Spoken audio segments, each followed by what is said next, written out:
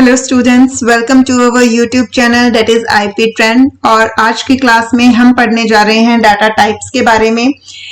Class 11th में computer science और informatic practices दोनों ही सब्जेक्ट्स में जो है हमारी पाइथन लैंग्वेज है, और पाइथन जो है वो बेसिक से स्टार्ट हो रही है दोनों ही क्लासेस में।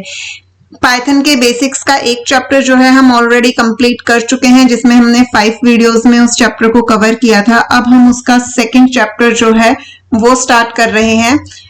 जो आपकी कंप्यूटर साइंस की बुक है उसमें ये चैप्टर नंबर 8 है, और आईपी के लिए चैप्टर नंबर मुझे नहीं पता है, बट डाटा हैंडलिंग के नाम से ये चैप्टर जो है आपकी बुक में है, चाहे वो सीएस के स्टूडेंट्स हों या फिर आईपी के स्टूडेंट्स हो। तो डाटा हैंडलिंग वाला चैप्टर जो है हम वो स्टार्ट कर रहे हैं, जिसका फर्स्ट टॉपिक है हमारा डाटा टाइप्स की पाइथन में हमारे पास कौन कौन से डाटा टाइप्स अवेलेबल होते हैं। ऑल्दो कुछ डाटा टाइप्स के बारे में हमने फर्स्ट चैप्टर में भी पढ़ा था, बट इसमें हम आगे और फर्दर डाटा टाइप्स के बारे में भी पढ़ेंगे। पाइथन में आपने इंटीजर, फ्लोट, बुलियन और complex and string, in data types के बारे में ऑलरेडी पढ़ लिया है कि ये डाटा टाइप्स जो हैं कैसे वर्क करते हैं या इनमें कौन कौन सी वैल्यूज जो है वो आ सकती है। तो एक बार ब्रीफ में जो है हम इन्हें रिवाइज कर लेते हैं। सबसे पहले तो जो हमारे ये integer type, float type, complex और बुलियन, ये चारों ही जो हैं ये हमारे किस डाटा टाइप के अंदर आते हैं? नंबर्स के अंदर आते हैं। नंबर्स जो हैं वो हमारे 3 पार्ट्स में डिवाइड होते हैं।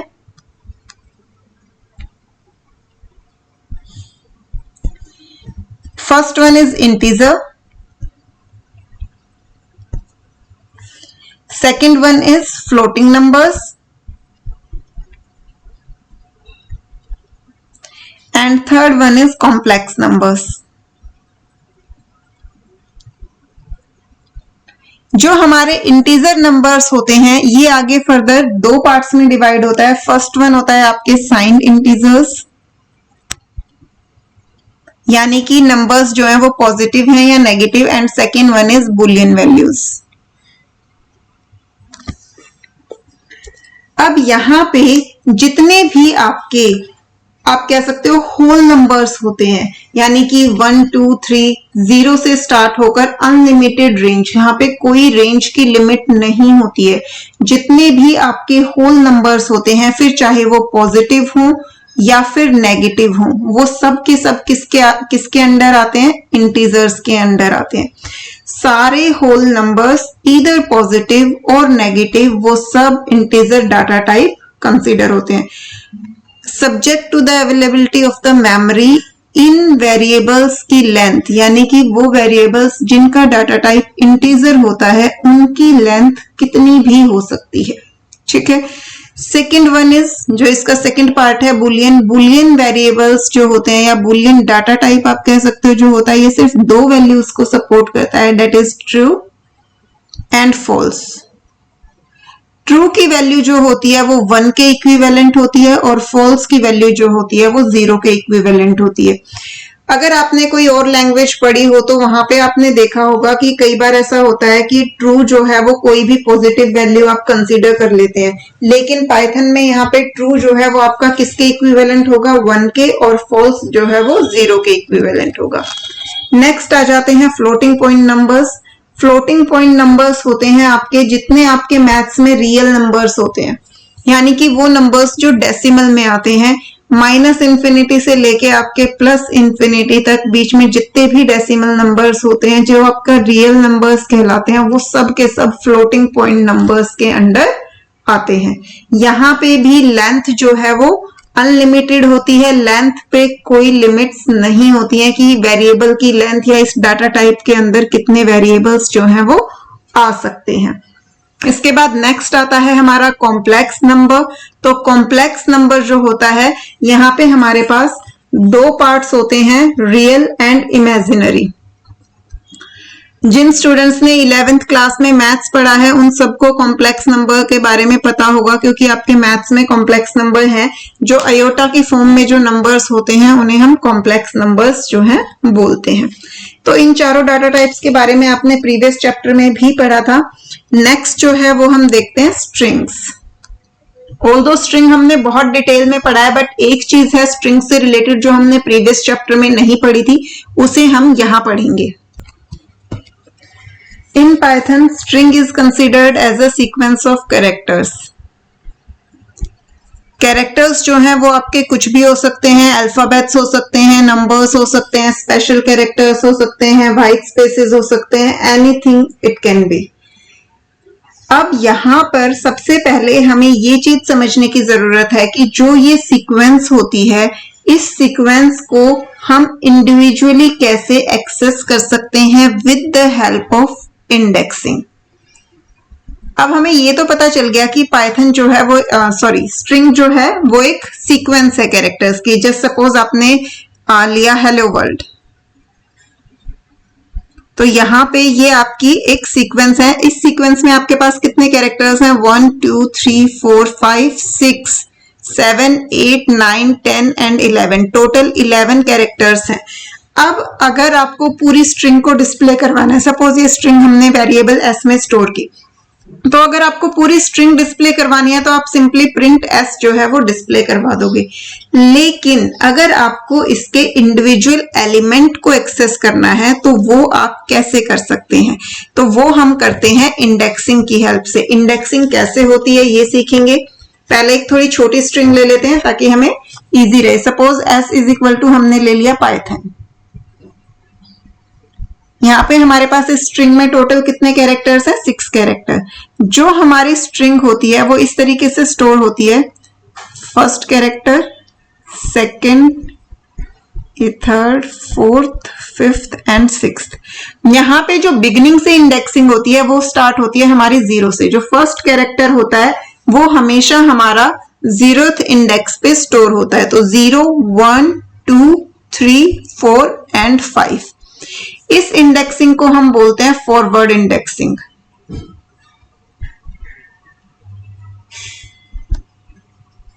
ठीक है, फॉरवर्ड इंडेक्सिंग की हेल्प से हम एलिमेंट्स को फर्स्ट कैरेक्टर से लेके लास्ट कैरेक्टर तक जो है वो ट्रेस कर सकते हैं।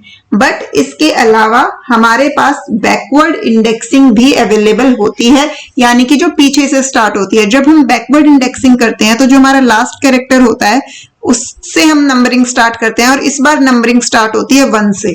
क्योंकि बैकवर्ड है तो हम साथ में यूज करते हैं माइनस साइन, -1 -2 -3 -4 -5 -6। तो ये जो होती है ये आती है आपकी बैकवर्ड इंडेक्सिंग। दोनों में से किसी भी इंडेक्सिंग का यूज करके आप इंडिविजुअल कैरेक्टर्स को एक्सेस कर सकते हो। अब सपोज मुझे यहाँ पे थर्ड कैरेक्टर जो है वो डिस्प्ले करवाना है, ये वाला। तो थर्ड कैरेक्टर जो है हम वो कैसे डिस्प्ले करवाएंगे? बिगिनिंग से अगर आप देखो तो उसका कौन सा इंडेक्स है? Index number 2। तो यहाँ पे आपको क्या मेंशन करना पड़ेगा? s(2). तो अगर आप प्रिंट s(2) डिस्प्ले करवाएंगे तो वो t डिस्प्ले होगा। इसके लिए और एक कौन सा इंडेक्स है आपका? -4। तो अगर आप प्रिंट s(-4) भी डिस्प्ले करवाएंगे तो भी आपका कौन सा कैरेक्टर डिस्प्ले होगा? t डिस्प्ले होगा। यहाँ पे याद आपको बस ये रखना है कि जब आप फॉरवर्ड इंडेक्सिंग करते हैं तो आपके इंडेक्सेस कहां से कहां तक होते हैं? 0 से स्टार्ट होके जितनी उस स्ट्रिंग की लेंथ है। अब देखिए स्ट्रिंग की लेंथ कितनी थी हमारी? टोटल लेंथ हमारी 6 थी क्योंकि 6 कैरेक्टर थे। तो 0 से लेके लेंथ -1 तक जो है हमारे इंडेक्सेस होते हैं। बैकवर्ड इंडेक्सिंग में -1 से लेके माइनस लेंथ। ठीक है, तो बस इंडेक्सिंग आपको याद रखनी है। अब किसी भी स्ट्रिंग में जब आप कोई वैलिड इंडेक्स देते हैं तभी वो आपका कैरेक्टर डिस्प्ले करती है। अगर आप कोई इनवैलिड इंडेक्स वहां पर प्रोवाइड करेंगे तो आपको एरर मैसेज शो हो जाता है that string index out of range. अब जस्ट सपोज यहाँ पे फॉरवर्ड इंडेक्सिंग में 0 to 5 तक आपके पास इंडेक्सेस थे। तो अगर आप मेंशन कर देते हो प्रिंट s(6), जबकि आपको पता है सिक्स्थ इंडेक्स एग्जिस्ट ही नहीं करता आपकी स्ट्रिंग में। आपकी स्ट्रिंग में तो सिर्फ 0 से लेके 5 तक इंडेक्सेस है, सिक्स्थ इंडेक्स है ही नहीं। तो अगर आप सिक्स्थ इंडेक्स को प्रिंट करवाने की कोशिश करोगे तो आपको क्या एरर मिलेगा? इंडेक्स आउट ऑफ रेंज, कि ये इंडेक्स जो है वो हमारी रेंज में एग्जिस्ट नहीं करता है। ठीक है, तो इस तरीके से जो है हम अपने स्ट्रिंग को इंडेक्सेस की हेल्प से रिप्रेजेंट कर सकते हैं। जो हमारा फर्स्ट कैरेक्टर होता है उसे हम कौन सा इंडेक्सेस मिलते हैं? अगर फॉरवर्डिंग से देखो तो 0 और रिवर्स से देखो तो माइनस। अब यहां पे देखो जो फर्स्ट कैरेक्टर है उसे बैकवर्ड इंडेक्सिंग में कौन सा इंडेक्स मिलेगा? जितनी टोटल लेंथ है उतनी, क्योंकि पीछे से इंडेक्सिंग शुरू हुई है तो 1 2 3 4 5 6 यानी कि जो टोटल लेंथ होगी उसके जितना इंडेक्स मिलेगा, साथ में क्या होगा? नेगेटिव सिंबल होगा, तो माइनस लेन। सिमिलरली आपका जो सेकंड कैरेक्टर है फॉरवर्ड इंडेक्सिंग में उसे इंडेक्स क्या मिलेगा? 1। बैकवर्ड इंडेक्सिंग में जो आपकी माइनस लेंथ है उसमें से क्या हो जाएगा? 1 माइनस हो जाए, यानी कि जो अगर टोटल लेंथ 6 थी तो 6 माइनस 1 5 और वो क्या? नेगेटिव हो। सिमिलरली थर्ड इंडेक्स के लिए बिगिनिंग से अगर आप देखोगे तो 2 और लास्ट से अगर आप देखोगे तो लेन -2। तो जो आपका यहां पर है लेंथ में से वो माइनस करके उसे नेगेटिव आप कर दीजिए, आपको जो है उसका बैकवर्ड इंडेक्स मिल जाएगा। फर्स्ट के लिए 0 था तो लेंथ -0 नेगेटिव, सेकंड के लिए 1 है फॉरवर्ड इंडेक्सिंग तो लेंथ -1 नेगेटिव, थर्ड के लिए फॉरवर्ड इंडेक्सिंग 2 है तो लेंथ -2 नेगेटिव। इसी तरीके से up to and so on. अगर आप लास्ट कैरेक्टर पे हैं तो लास्ट कैरेक्टर पे यहां पे आपकी फॉरवर्ड इंडेक्सिंग होती है लेंथ -1 और बैकवर्ड इंडेक्सिंग होती है -1, क्योंकि वो -1 से आपकी शुरू होती है। यहां पर एक चीज जो है वो आपको और ध्यान देनी है कि स्ट्रिंग्स जो हैं वो हमारी इम्यूटेबल टाइप की होती हैं। ऑल्दो अभी हमने म्यूटेबल और इम्यूटेबल डाटा टाइप्स पढ़े नहीं है, इसी चैप्टर में डाटा टाइप्स के बाद नेक्स्ट जो टॉपिक आएगा वो आएगा आपका म्यूटेबल और इम्यूटेबल डाटा टाइप। बट यहाँ पर हमें स्ट्रिंग्स के बारे में जानना है तो इसलिए यहाँ पर भी हम एक बार बता देते हैं कि स्ट्रिंग्स जो हैं वो इम्यूटेबल टाइप की होती हैं, यानी कि स्ट्रिंग्स का आप इन प्लेस डाटा चेंज नहीं कर सकते। अभी अभी आपने इंडेक्सिंग की हेल्प से जो है वो डाटा चेंज करना सीखा। जस्ट सपोज आपके पास एक नेम है किरण, ठीक है, आप इसे इंडेक्सिंग की हेल्प से प्रिंट करवा सकते हो, कैसे भी इसके कैरेक्टर्स को प्रिंट करवा सकते हो। Print n of 1 n of 2 इस तरीके से आप इसे डिस्प्ले करवा सकते हो। But suppose later on you realise कि आपने ये गलत टाइपिंग कर दी, आपको किरण नहीं चाहिए था, आपको नेम चाहिए था करण।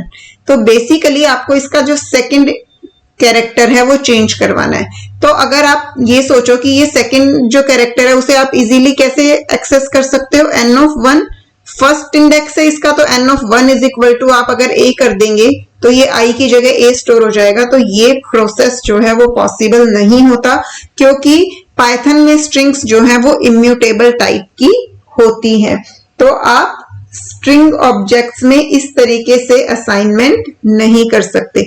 आप चाहो तो पूरा कैरेक्टर चेंज कर सकते हो। n इज इक्वल टू किरण था, आप n इज इक्वल टू करण कर दीजिए, तो आपकी n की वैल्यू जो है वो पूरी की पूरी चेंज हो जाएगी। दिस इज अलाउड कि आपके n में पहले किरण स्टोर था, आपने n में करण स्टोर करवा दिया, बट इंडिविजुअल इंडेक्स में आप वैल्यू चेंज करवा पाओ, दिस इज नॉट अलाउड, क्योंकि वो म्यूटेबल टाइप नहीं है आपकी। तो ये चीज आपको ध्यान रखनी है कि इंडेक्सिंग की हेल्प से आप इंडिविजुअल कैरेक्टर्स को सिर्फ एक्सेस कर सकते हैं, उसमें डिस्प्ले करवाने के लिए कोई चेंजेस कर सकते हैं। सपोज आपको प्रिंट में ही डिस्प्ले करवाना है कि प्रिंट में जो है आपको जो आपका ये इंडेक्स पे जो भी वैल्यू है उसमें आप कुछ और ऐड करवा के या किसी चीज से उसे मल्टीप्लाई करवा के या कोई स्पेशल सिंबल उसके साथ जोड़ के डिस्प्ले करवाना चाहते हो, वो आप प्रिंट स्टेटमेंट में आप उसके साथ कुछ भी कर सकते हैं, बट स्ट्रिंग के उस प्लेस पर आप वैल्यू चेंज नहीं कर सकते। नेक्स्ट जो डाटा टाइप हमारे आते हैं वो है हमारे lists and tuples.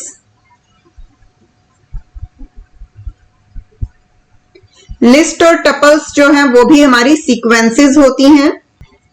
One by one जो है हम पहले लिस्ट के बारे में पढ़ेंगे और फिर टपल्स के बारे में पढ़ेंगे।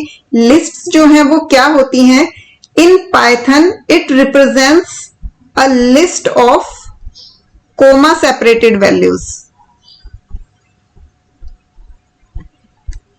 of different data types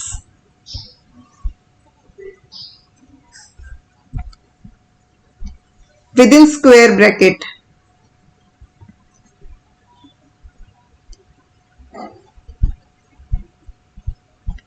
तो यहां पर लिस्ट जो होती हैं वो हमारी क्या होती हैं कि आप उन्हें स्क्वायर ब्रैकेट में इनिशियलाइज करते हो सबसे पहली चीज, तो इस टाइप के जो आपके ब्रैकेट्स होते हैं। इसके बाद यहाँ पे जो हमारे एलिमेंट्स होते हैं वो कोमा सेपरेटेड होते हैं और ये एलिमेंट्स जो होते हैं वो किसी भी डाटा टाइप के हो सकते हैं। इट्स पॉसिबल कि आपका फर्स्ट एलिमेंट इंटीजर टाइप का है, सेकंड आपका फ्लोट टाइप का है, थर्ड आपका स्ट्रिंग टाइप का है, लास्ट आपका अगेन इंटीजर टाइप का है।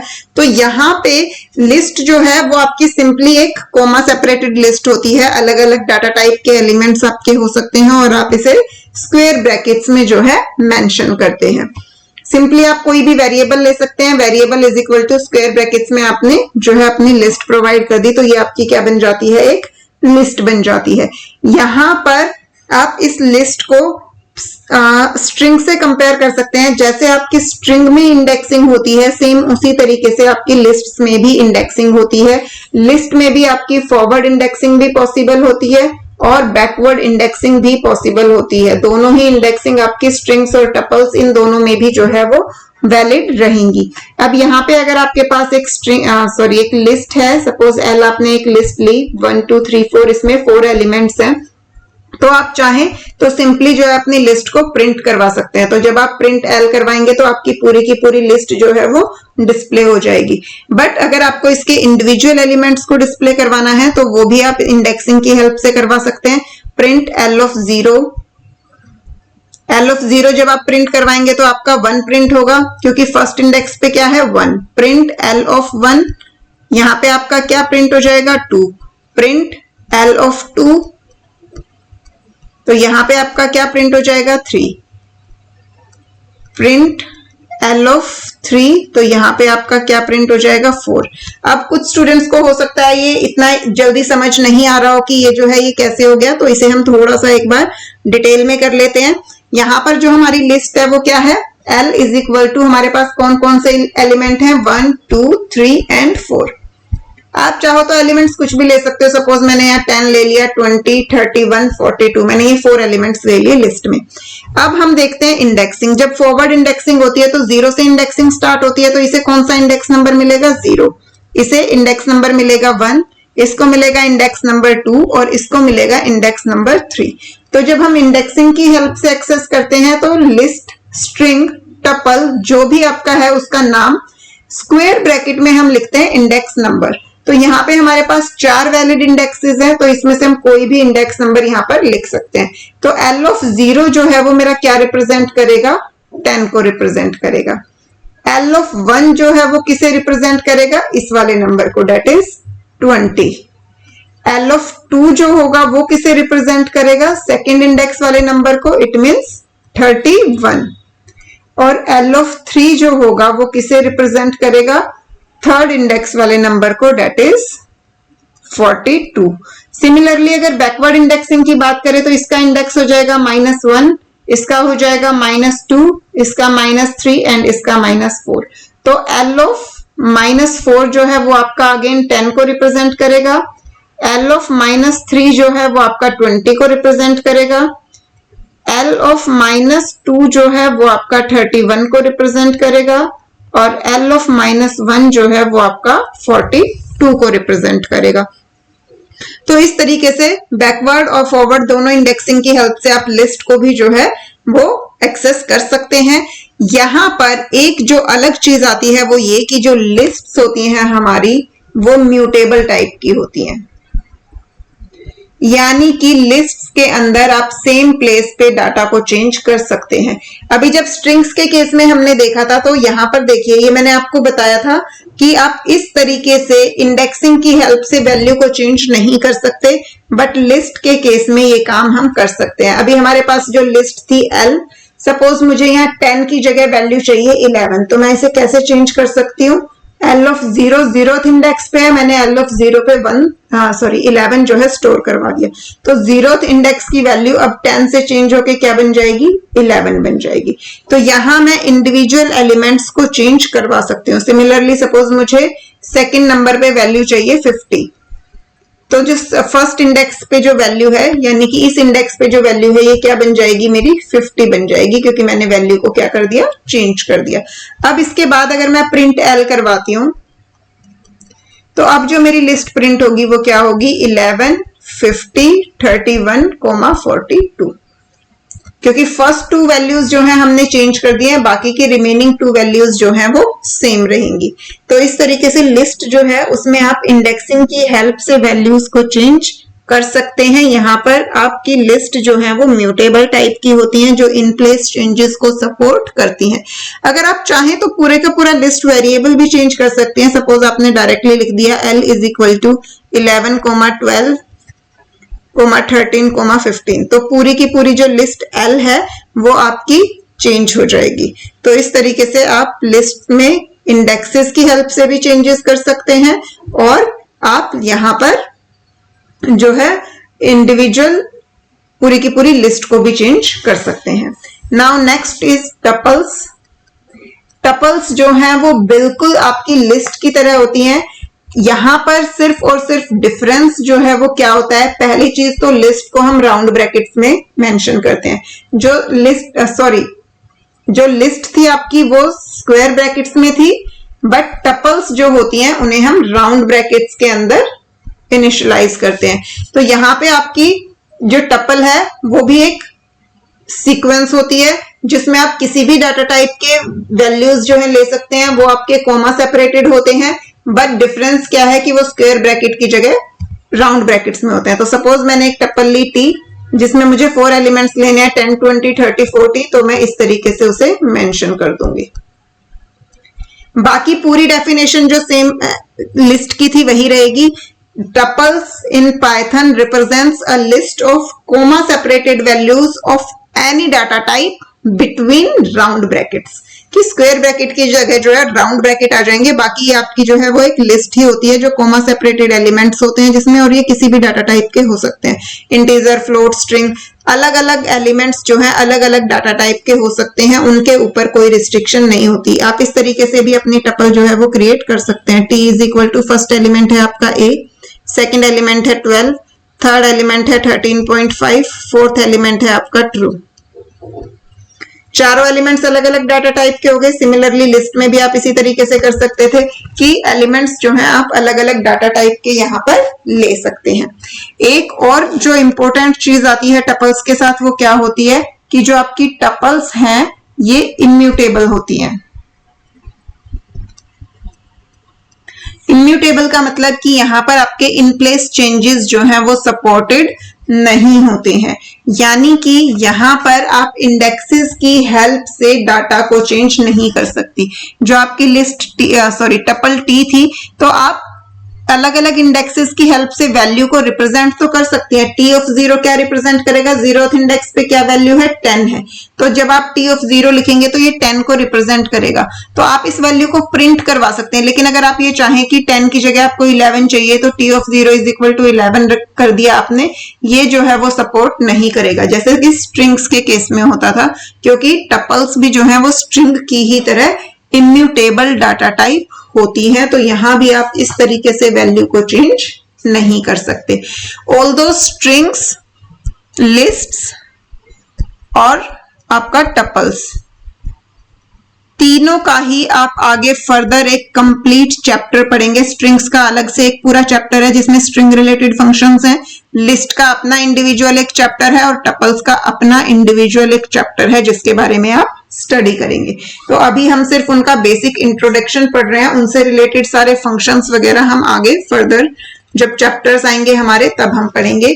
नेक्स्ट जो डाटा टाइप है हमारा वो है सेट्स। सेट्स जो है वो हमारे म्यूटेबल टाइप के होते हैं। सेट्स को हम करली ब्रैकेट्स के अंदर मेंशन करते हैं, इसके साथ साथ सेट्स से रिलेटेड जो सबसे इंपॉर्टेंट बात है वो ये होती है कि सेट्स के एलिमेंट्स जो हैं वो अनऑर्डर्ड होते हैं। अनऑर्डर्ड का मतलब है कि अनइंडेक्स्ड होते हैं, यानी कि आप उनमें इंडेक्सिंग नहीं कर सकते। जैसे अभी तक आपने लिस्ट और टपल्स को और स्ट्रिंग्स को देखा कि आप इंडेक्सेस की हेल्प से एलिमेंट्स को एक्सेस कर पाते थे। तो सपोज आपके पास ये एक सेट है जिसमें 4 एलिमेंट्स हैं, तो इन चारों का कोई स्पेसिफिक ऑर्डर नहीं होता है। आप जितनी बार डिस्प्ले करवाओगे इट मे बी कि वो अलग अलग ऑर्डर में आपके डिस्प्ले हो, तो आप यहाँ पर इंडेक्सेस की हेल्प से जो है एलिमेंट्स को डिस्प्ले नहीं करवा सकते। इसके साथ साथ सेट्स में जो है डुप्लीकेट वैल्यूज अलाउड नहीं होती।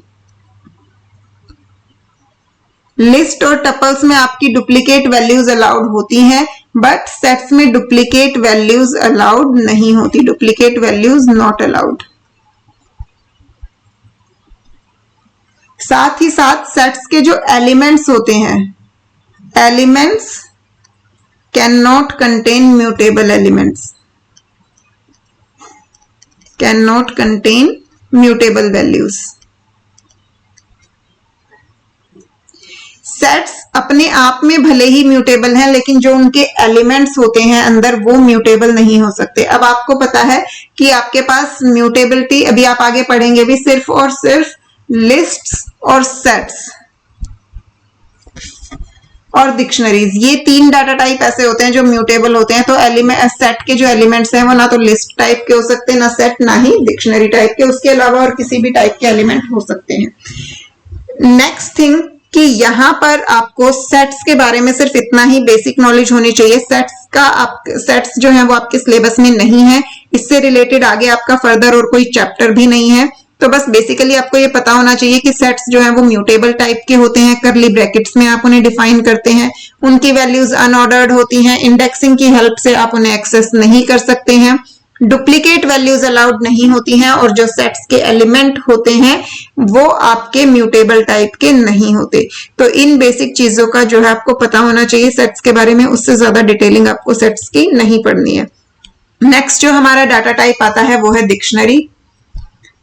डिक्शनरीज को भी हम सेट्स की ही तरह करली ब्रैकेट्स में मेंशन करते हैं, लेकिन डिक्शनरीज में जो डाटा होता है वो की वैल्यू पेयर में स्टोर होता है, की कॉलन वैल्यू। फर्स्ट पेयर आ जाएगा, कोमा लगा के उसके बाद नेक्स्ट की वैल्यू पेयर आएगा, कोमा लगा के देन अगेन नेक्स्ट की वैल्यू पेयर आएगा, और इस तरीके से लिस्ट जो है आपकी वो चलती जाएगी। यहां पर जो हमारी कीज होती हैं वो यूनिक होती हैं। Values can be duplicate, but जो हमारी डिक्शनरी की कीज होती हैं वो हमारी यूनिक होती हैं, वो रिपीट नहीं हो सकती।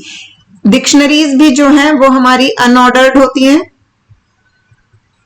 यानी कि यहां पे भी आप इंडेक्सिंग का यूज नहीं कर सकते, इंडेक्सिंग नॉट अलाउड, क्योंकि जब ऑर्डर ही नहीं है तो आप ऑब्वियसली उसको इंडेक्सिंग की हेल्प से एक्सेस नहीं कर सकते।